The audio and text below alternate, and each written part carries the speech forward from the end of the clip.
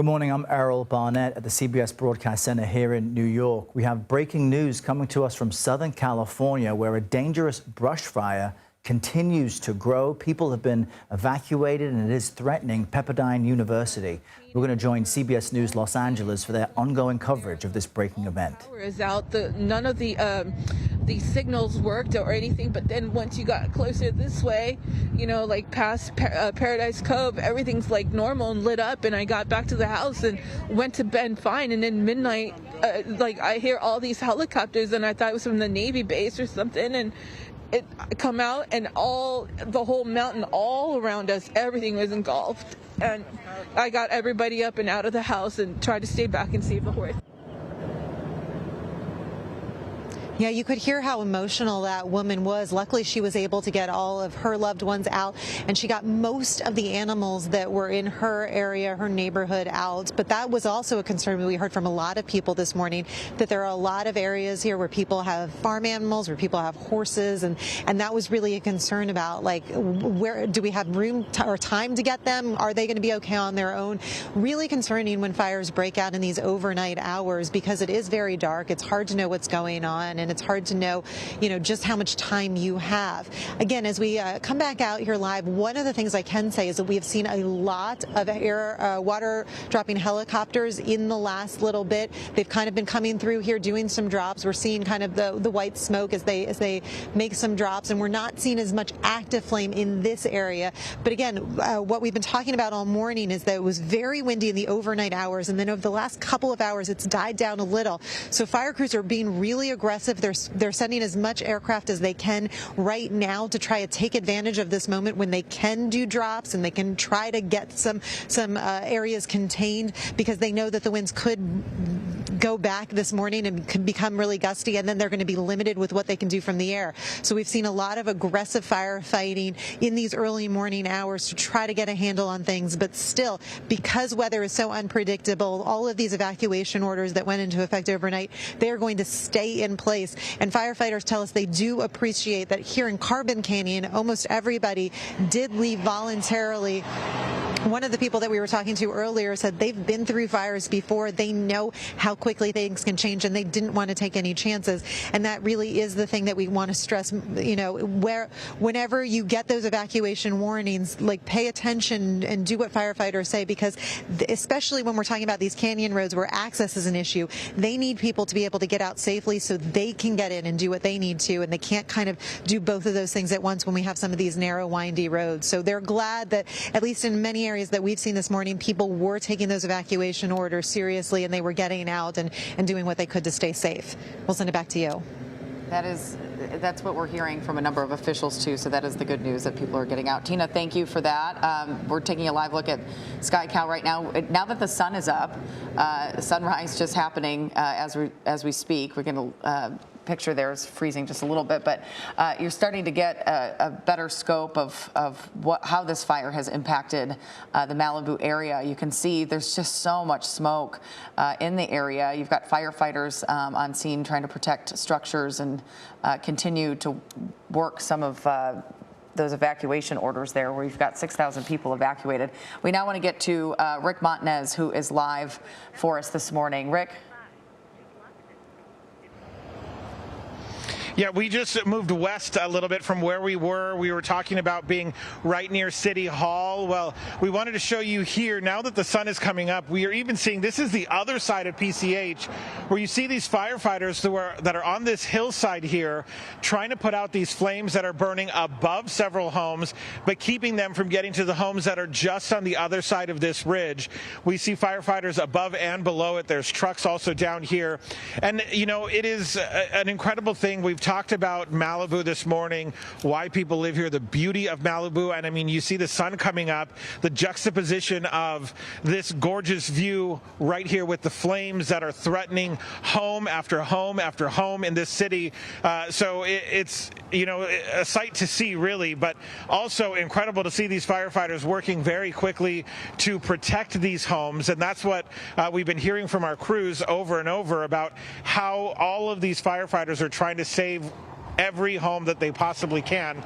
We're going to swing around because I want to show you something real quick over here on the other side of PCH. So that is Malibu Ranch Village. Those were the apartments or condos possibly that I was talking about earlier that we were trying to see because they were threatened by the flames and embers that were burning so incredibly close. But now that the sun is coming up, we're seeing that those are fine.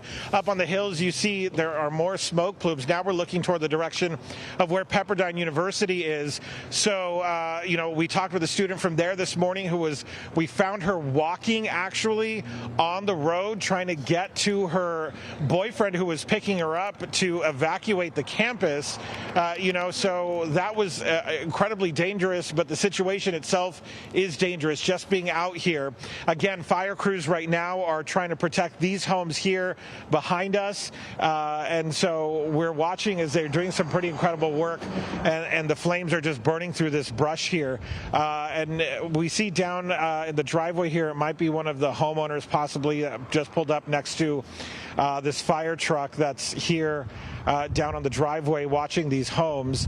They will do what they can to protect the homes. They're hoping that people get out of the way because it is so difficult driving around here. The other thing I want to point out before I send it back to you is one of the first things that happened when we arrived here in Malibu, we found a spot to stop in, and then immediately we saw there were downed power lines in front of us, so we got out of the way. But that is what we check for when we're finding a location to go live, to do our live reports. We try to make sure that we're parked in somewhere safe, certainly, so we had to move out of the way for that. So there's just so much going on here, safety-wise, that people need to be careful, listen to those evacuation orders, and get out of the way so these first responders can do their job. As you see, they're very hard at work right now. We're starting to see what is left, what is damaged, what has been impacted by these flames overnight. And Rick, you've been extensively trained, you're experienced over the past decade or so covering fires in Southern California. For people who don't have training, for people who just woke up with maybe they didn't get their alerts, maybe their Wi-Fi was down, no electricity, it's a really scary situation, as you know, just driving to your locations.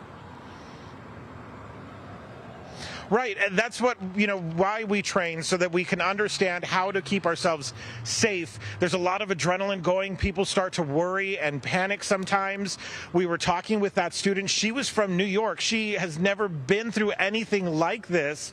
And, as news crews, we respond to these scenes, so we see what it's like to be out in these areas. We know what the smoke does to our eyes, what it does as we breathe it in, but a lot of people have never experienced that, and hopefully never will. But when you do, it is certainly quite a shock to the system.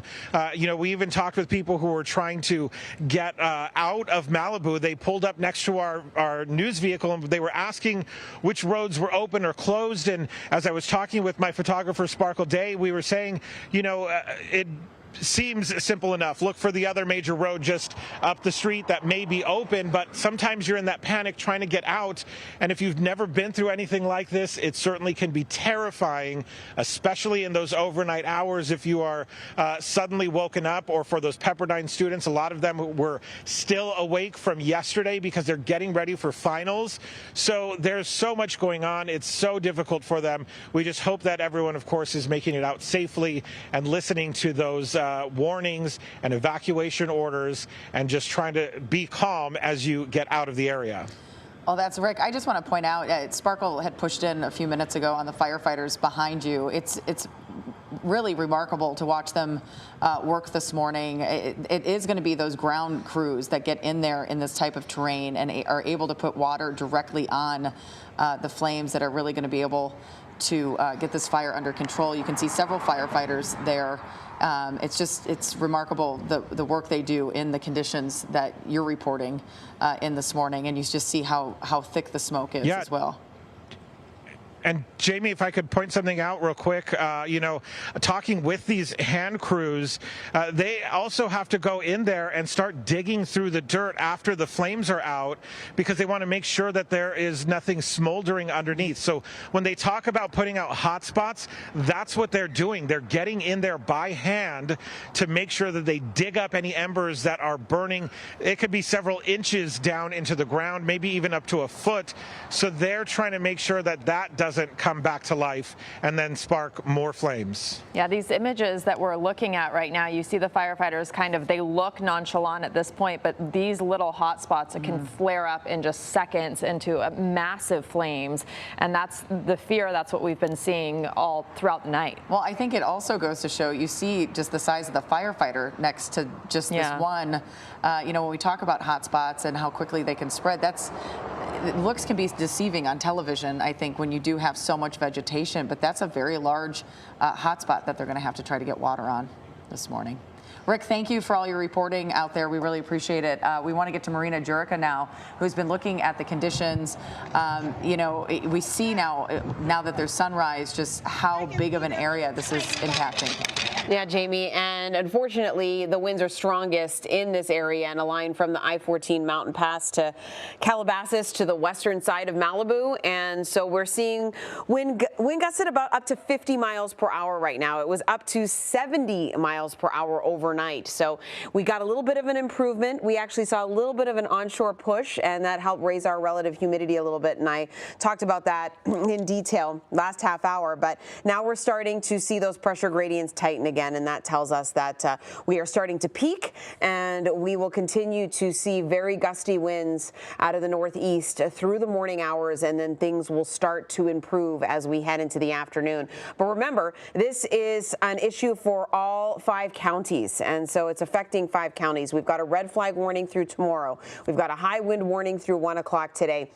And that's for, northeasterly winds at 30 to 40 sustained with gusts of up to 70 miles per hour. And our lowest humidity, our dew points, will come tonight. And the good news is that we will have better winds at that point. However, we will continue to see those dew points just plummet into the single digits. And so we're going to have to be very, very aware of that as we push into the rest of the day today. So giving you a quick update on where we're at with wind gusts right now. You can see that area that I was telling you about, that is where we are seeing the peak wind gusts from the Santa Clarita Valley heading down into Camarillo and Simi Valley and through Malibu.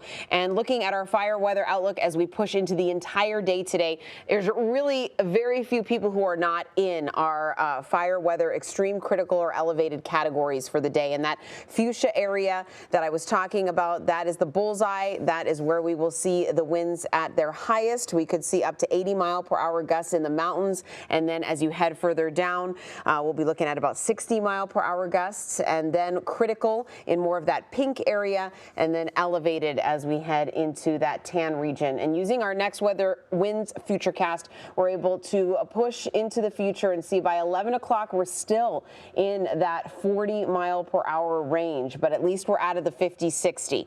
And then as we head into 2:15, we're looking at anywhere from up to 20 to 30 mile per hour winds.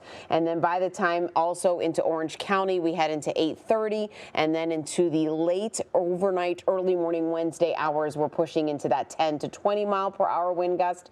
And then by the time we head into Wednesday afternoon, we are starting to slowly see that Santa Ana wind event end. And so that is what we definitely want. But we have to get through today first.